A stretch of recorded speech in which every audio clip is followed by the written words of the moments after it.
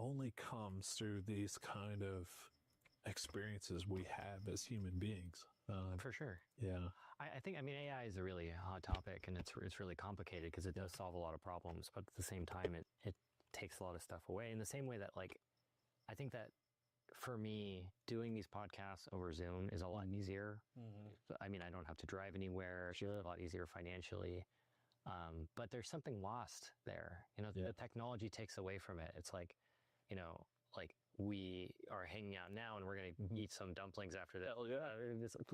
But it's like you lose that in-person camaraderie or that in-person thing that's happening that makes it interesting. You know, it's like whenever I do a podcast over Zoom, it loses a lot of its edge, you know? Yeah.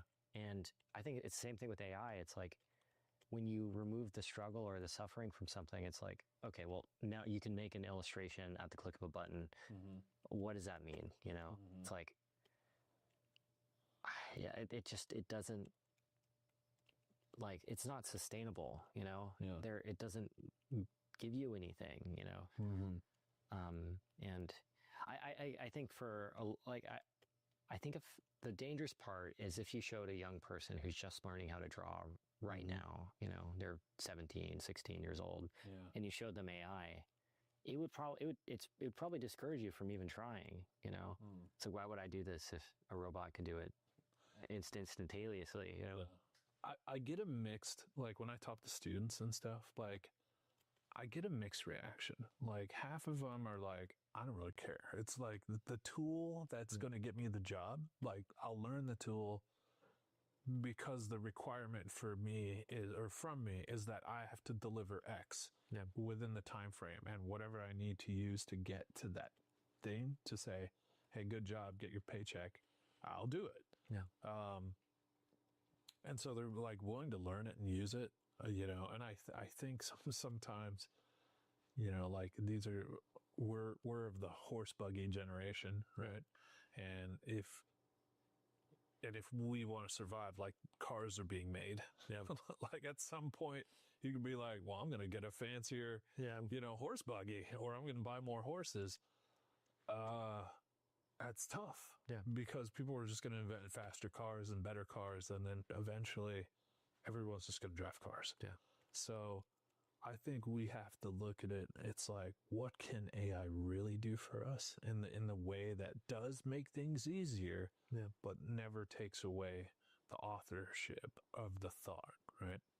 So that always remains with us. It becomes the best tool in our toolbox, but we use it effectively so that we can just expedite, you know, because I think that's the hardest thing for artists is the time that it takes in order to create and to build and do.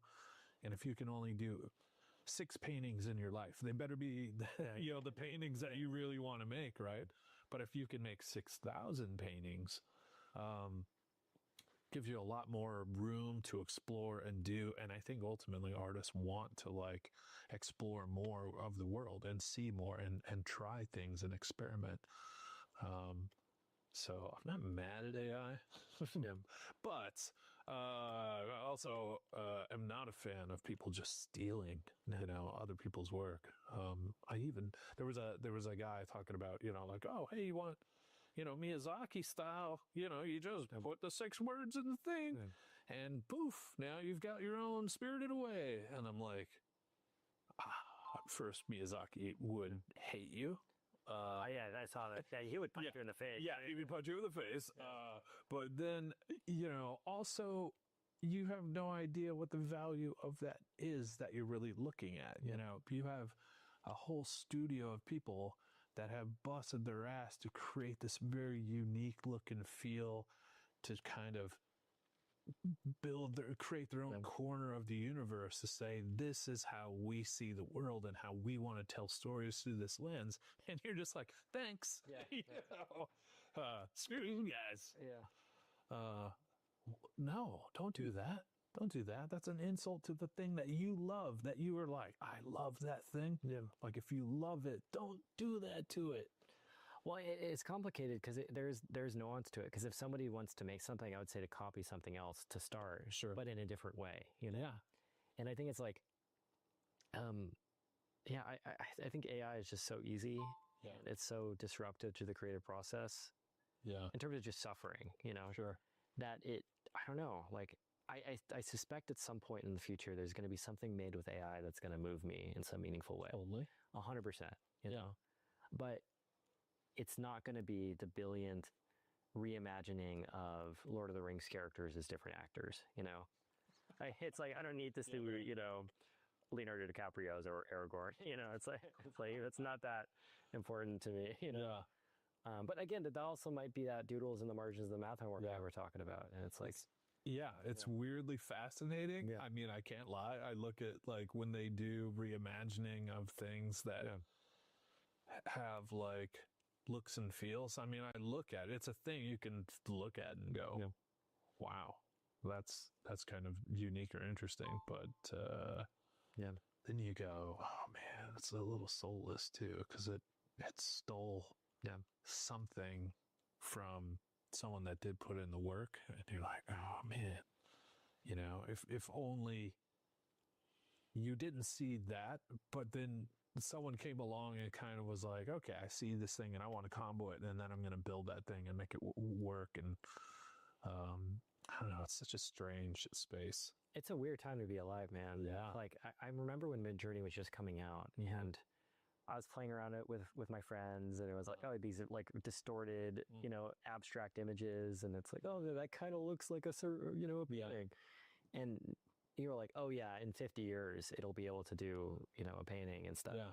And then it's like the next year, the next month, it's able to spit out like it's hard. It's getting harder and harder to tell if that's actually AI or not, And I think it's a matter of time before AI is going to be able to make like a really convincing and good sounding YouTube video, or a really good sounding like cinematic or something. Sure.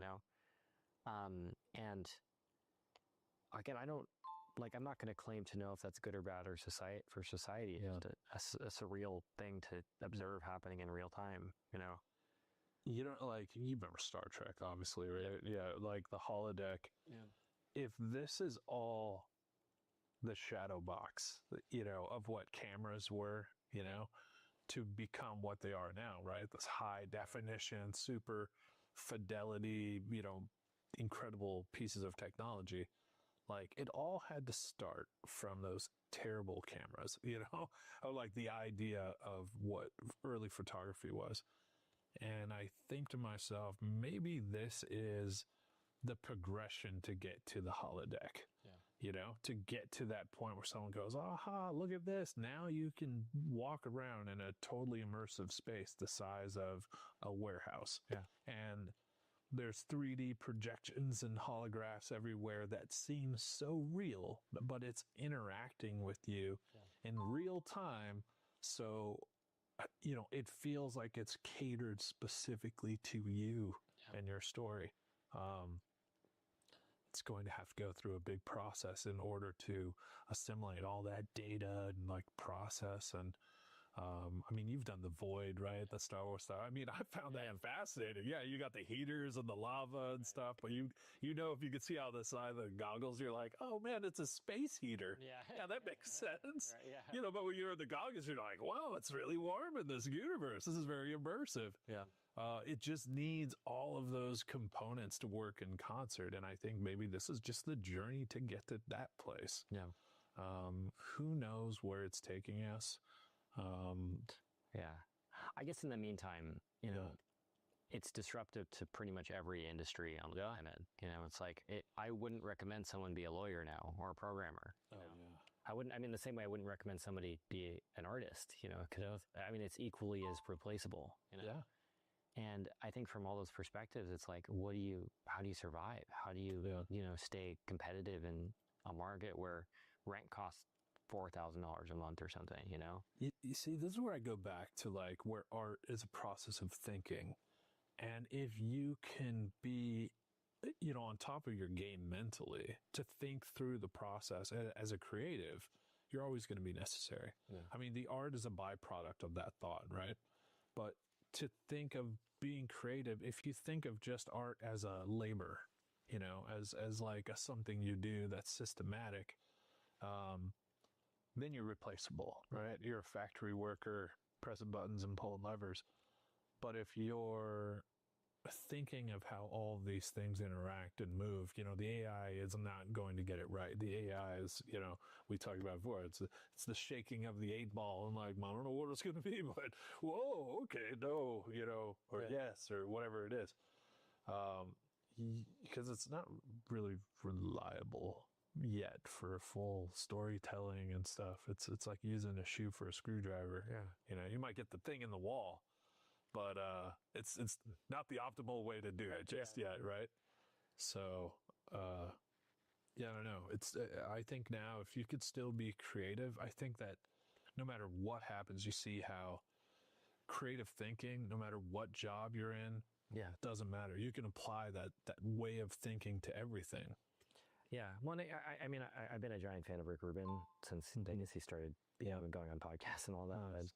And, him talking about how, like, if you have the choice between something that is more efficient financially, more safe, or something you have more genuine interest in, you should always choose the thing that you have more interest in. Because you're going to, like, explore it more. You're going to absolutely put in more of the work. And eventually you will get burnt out on the thing that seems more efficient, Yeah. Like, again, it always goes back to, like, how many hands can you draw before you want to shoot yourself, Yeah. Yeah. It's like, for some reason, for anyone listening to this, like, I love doing these podcasts to the point where I'm willing to manage 200 gigs of files. It's like, spend money on it. Why? Well, I don't know.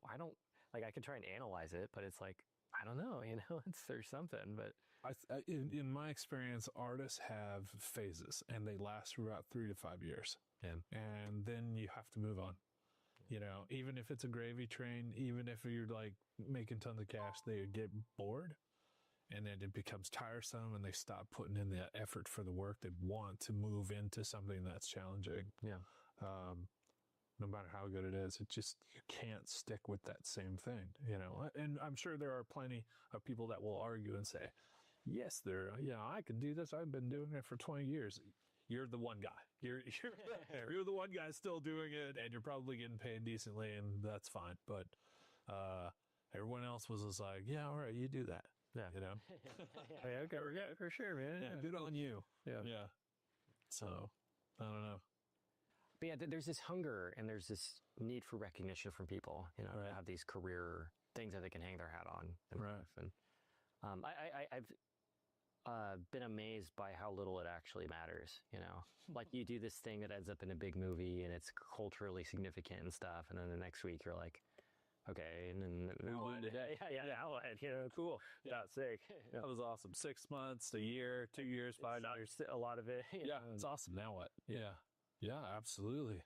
Yeah. I had the chance to hang out with Walt Simonson and Weezy Simonson a year ago, and stayed at their house for like a week and a half or something. And walking in there is surreal because they have like Frazetta paintings on the wall and like NC Wyeth. Wow. They have a bunch of Walt's original work as well, but then like like Bernie Wrightson, any famous artist you could think of that sells for $1 million, they have like, oh yeah, that's there. But it's extremely modest. It's like their day-to-day life is like, oh yeah, did you go to the grocery store and have a dentist appointment later and all that. Yeah. And then Walt talking about, oh yeah, it's like, oh yeah, Marvel flew me out to be in the first Marvel movie and all that stuff. But it's like, it doesn't matter, It's like, you still have to like go to the grocery store. You still have to go, go to the dentist. You still have to, wake up in the morning and do your laundry. And I think sometimes there's that, like going to Lightbox and then listening to people talk about like artists that they really would love to be like, going to the Riot Splash Art panels or the Blizzard concept art panels, or, going to anywhere that they expect it. Like I think people sometimes lose sight of people having to like take a shit, it's like, yeah, the inevitability. All right. Oh yeah. Man, that's funny. Yeah. Everyone, it always boils down. People are just people. That's definitely a thing. But I think, going back to like old school Hollywood and movies, like there used to be very little of it. it was much more of a rare commodity. Going to the movies was special because there's only so many movies that came out. Yeah. And it was the new thing. And, we had 13 channels, like at least in my day, right? You only had so many shows and you had to wait a week if the show would come on. Like, there was no, if you missed it, you missed it. It was like, oh man, like, maybe someday if it ever reruns, I'll get to see that episode. Like, content just didn't come out. And I think it was so revered back in the day, and movie stars were epic because you never knew them on a personal level. They were just these larger than life characters. And I think that we all fell in love with that at some level, watching even as a kid, or, if you've grown up over the years. But now stuff comes out so fast, and it is just, the audience is insatiable. They have to have their 25 episodes, come out of the new series on Netflix or Amazon. Everyone's got their own, material, and it's just feeding you all day, 24/7. I'm like, does it carry the same weight, or are we addicted to, we just have to have the new, like, it fills the space in our lives, so we don't have to think about anything else. Yeah. Well, and it's like, I think if you wanted to watch everything coming out, that's really good. Like all the shows, you would never stop. It's coming out faster than you can consume it. Like the new Daredevil show came out. I had no idea. It's like, oh, I love the original Netflix one. It's super sick, but I don't know if I'm gonna have time to watch it. Like I'm watching Invincible right now, and it's like, and before that it was like What We Do in the Shadows, and What We Do in the Shadows, and before that it was some other show, and it's like, well, these are all extremely culturally significant. How do I keep up with all this stuff? And the answer is like, you can't. You just, it's impossible. So where do you take a shit? Yeah. Where do you find the time? Where do you find the time to pay it? Where do you find the time to, it's like go for a run or exercise? And what you were saying before about the sacrifice thing, it's like whenever you go and do a painting or make a story, you're sacrificing time with family or friends, because you could go out and, spend reasonable time with whoever you care about, Right. But instead you're painting another thing of an orc, or whatever. Right. And it's always about that, like, relevance to you and what you want it to be, It's like, even keeping in mind that, like, once you get the status and that recognition, it's still not going to be the thing that's going to make your life. Like, you're never going to feel completely validated. Yeah.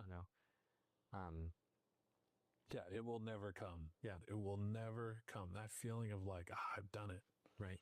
There was that Jim Carrey speech when he was at the Golden Globes. Yeah.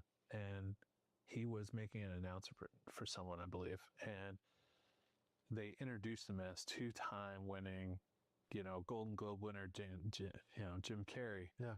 And he's just like, that's right. Here I am, Jim Carrey, the two-time winner of Golden Globes. He goes, when I sleep at night, I think to myself, someday I'll be a three-time winner of Golden Globe, and then that'll be enough, and everyone's kind of laughing because, what are you chasing? What is that? What is all that? The work should be the reward. That's what you're really there for, and if that's what you're interested in, that idea that somehow it's going to validate you to be something more, or that people will think of you as something more. Maybe for a day, Yeah. Well, I think we want to be validated and we want to feel important. And sure. I guess going back to that conversation I had with Richard a while ago, he's won like 7 Oscars or something. Like Weta Workshop is just like Lord of the Rings, like Avatar, like all the famous movies in the world. And it's like, he was saying, it's like those moments where you're accepting the Oscars in front of the world. Yeah. It's a moment to be remembered, but it's like, the thing that's more memorable is like being able to provide a solid enough business to where some of your employees can like buy a house or have a family, to enable them to be creative. That's ultimately more meaningful than any amount of recognition from the academy or whatever. He said he loves the recognition from the academy, and he really appreciates all the support, but it's like, it's like the thing that gets him going to the office every day and digging those holes. Like the story that he told is, whenever he sees the toilet is dirty at a workshop, he will personally clean the shit out of the toilet, because it's like he wants to continually find meaning in the work. You know?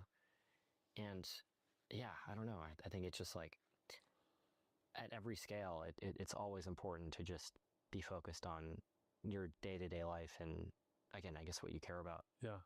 I always appreciate being in the trenches with the people that I make the stuff with, more than anything else, because I look back and I go, hey, remember when we did that thing? We're like, oh yeah, this is, you know what I mean?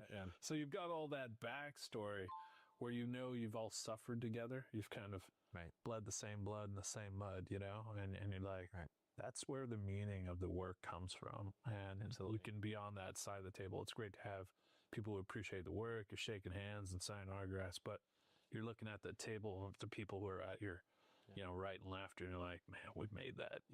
That's where it really we had to clean those toilets or do those things. Well, I again, for me, it's like, for this podcast, of course I want it to be big. Of course I want to, I want every episode to get 1 million views or something. And it's like, and I want a giant studio. I want fancier cameras. I want people to help me with all this process. But it's like, it's going to be the same conversation. It's going to be the same conversation no matter what it is. And the legitimacy of the endeavor is not determined by the production. It's like me having a fancier studio, or me, having all these things.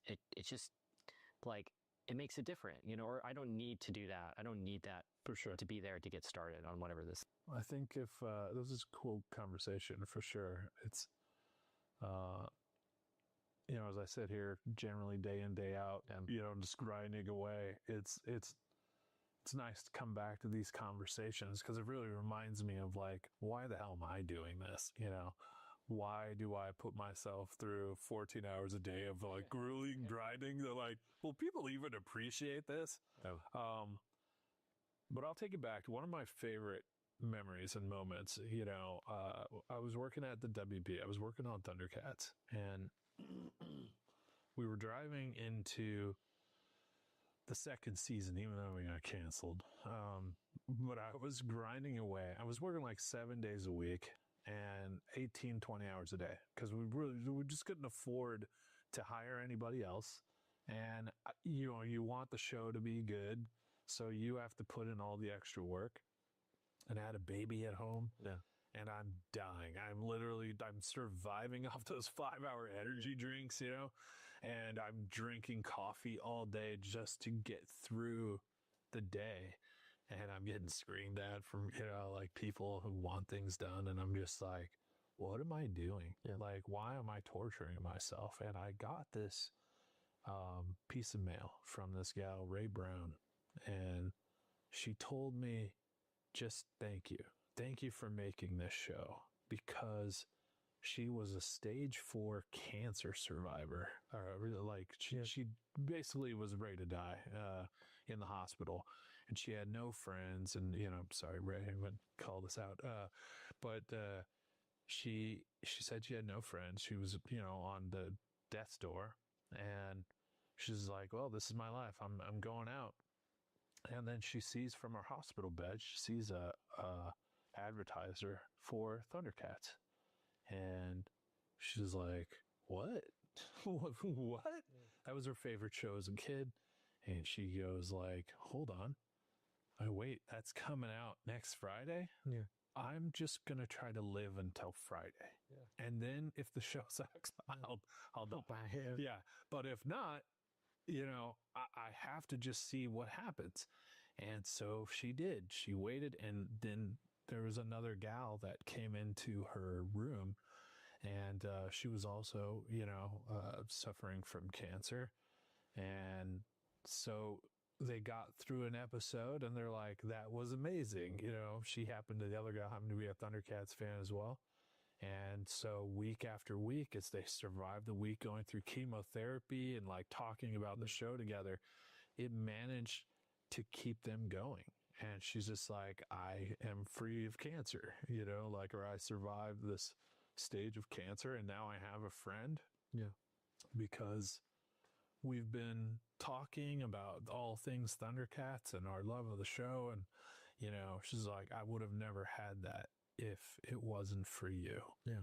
You know, and making this stuff. So she's just like, thank you. And I was like, dude, That was all worth it. Yeah. yeah, that's the kind of stuff that makes it worth it when you realize that these things have a real effect on people. Yeah. You know, the stories you tell and the energy you put into it. It's like, it reminds you, you know, like this is why I do this stuff, because it makes you feel, and feeling is what life is about. Yeah. So. Well, and again, for the goal for these part, like if one person watches this and gets all the way through it and is listening to this particular part, Yeah. and it gets something out of it of value, Yeah. and it was worth all the effort of doing it. You know, it's I like, hope so. Yeah. and that's the mindset to try to be in, is like just trying to like make other people happy, like Yeah. living, doing acts of service for other people Yeah. versus trying to live selfishly and, you know, worrying about all the status and all the money Yeah. stuff, you know. I think these conversations, this is the reminder for anyone who's doing this work. Like, we're all there with you. Like, we all go through this very thing to make all this stuff. Right. And you may feel isolated or alone when you're behind the board, but there are tons of us doing the same thing. And that's what kind of makes us this kind of community of people who understand, you know, that effort. And you're not crazy. Yeah. You're not nuts for wanting to just grind regales. Or you are, but But it's so crazy. We love that around here. So yeah, man. I mean, I think if that's what we're gonna sail off on, just that's the message. We're all here for it. Yeah, Right. we love it. Cool. Alrighty. Well, I guess we will cut it there. Sounds good. Thanks, man. Yeah, man. Dude, that was fun. Yeah, dude. See, bucket dumplings. Fucking dumplings. Hollywood has been using tech in movies since the computer was first invented, and they've been getting it wrong for just as long. And just like the Corridor Crew, when we see IT mistakes in movies, it's pretty hard to overlook and focus on the rest of the story. Which is why we were here at Computex and we invited Wendell from Level 1 Techs to help take a look and break down some scenes from TV shows and movies to see what they got wrong, but maybe also some stuff they got right. I was wandering outside and they brought me in. That is actually true. And we also brought in this message from our sponsor. Ugreen. Their Nexode X 160-watt charger is smaller than the original Nexode and comes equipped with 4 charging ports. Bring your 16-inch MacBook Pro from 0 to 50% in just 27 minutes with its 140-watt USB-C port. Check it out in the description below.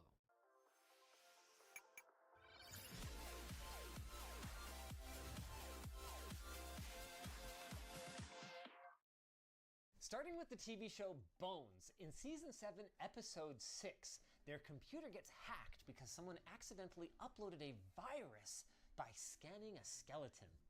Let's watch. Once we scan the bones, the computer can predict scenarios consistent with the damage?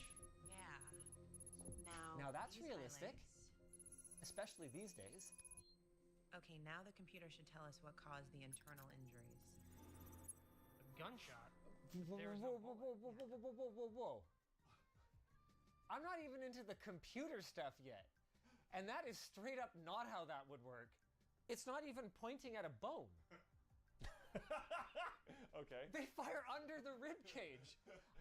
I'm sorry, was it a shotgun? There was no Stick? Highlights. Especially these days. Okay, now the computer should tell us what caused the internal injuries. A gunshot? Whoa, There was whoa, no whoa, whoa, whoa, whoa, whoa, whoa, whoa, whoa. I'm not even into the computer stuff yet. And that is straight up not how that would work. It's not even pointing at a bone. Okay. They fire under the rib cage. I'm sorry, was it a shotgun? Whoa, whoa, whoa. What just happened? I think I smell something. System failure. I smell something. Oh, wow.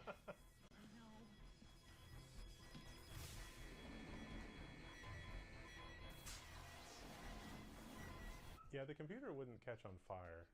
Even if the cooling failed catastrophically, it wouldn't catch on. Sometimes the wires will catch on fire, but that would be at the back. Yeah, you can get little like spot burns. Now, there is a product that is specifically designed with a kill switch that is supposed to heat up the circuits and destroy them. A lot of the flight data stuff in classified airplanes also have explosives, so you just pull the thing and it's like thermite and and then it's gone. But it would have to be designed for that. Also, that first flame was about as convincing as when we did our April Fool's video where I said our server room was on fire. So it turned out the malware killed our fans. They're supposed to turn on when the CPU reaches 75 degrees, but the malware added a 0 and made it 750. How did this malware get past our fire? It doesn't go past 255, sorry. Okay, for everyone who gets that, that's hilarious. It doesn't catch fire immediately. What? It would slow down or turn off. It's also weird because, like, you wouldn't, unless the program is badly written and your adversary knows exactly the software that you're using and the version, you could do this with like a buffer overflow. So like the data is parsed as commands instead of data. But most of the time when you're scanning something, it's just going to be data. I feel like by giving it that thorough of a debunking, you're almost respecting it too much. Even if what he said wasn't true, there isn't a processor on Earth that would manage to heat up that fast, even if you turned the fans off. It originated in my computer. Wait, but it wouldn't have gotten in there unless you had downloaded something. Yeah, or uploaded. All you uploaded were the scans of those bones. Are you telling me that there's a computer virus in the bones? The computer virus is in the bones.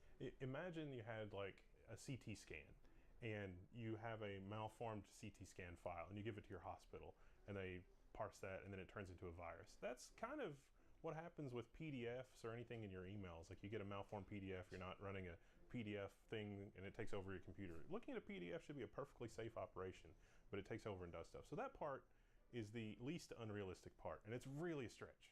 And no two scans are likely to be exactly identical because that's largely an analog process. Again, I think you're respecting it far too much. Also, what was the point of that? Just to light their computer on fire? A Molotov cocktail would get you there a lot faster and a lot cheaper. Anything promising? It's hard to say. All the documents we photographed are in Chinese. We've got his hard drives, scans of everything in. Now hold on just a moment here. This is disappointing because like some of the stuff is like there's artistic creative license, you know, maybe they scan the bones. That could have been a bomb. This is just, they didn't Google it. Does that even have chain of custody? Again, respecting it. Scan the bones. Anything promising? It's hard to say. All the documents we photographed are in Chinese. We've got his hard drives, scans of everything in. Now hold on just a moment here. This is disappointing because like some of the stuff is like there's artistic creative license, you know, maybe they scan the bones. That could have been a bomb. This is just, they didn't Google it. Does that even have chain of custody? Again, respecting it far too much. Now just a minute, we've got his hard drives. For one thing, that is one hard drive. For another thing, really? You couldn't afford any more than a doorstop power supply from the P3 era? Is that a 20-pin connector? Yep. Yeah, that's like a 300-watt power supply. You will have plenty of stuff to go through in the morning. He has so many questions. He's like, that's not a hard drive. I haven't talked about this much, but Luke and I actually did a little bit of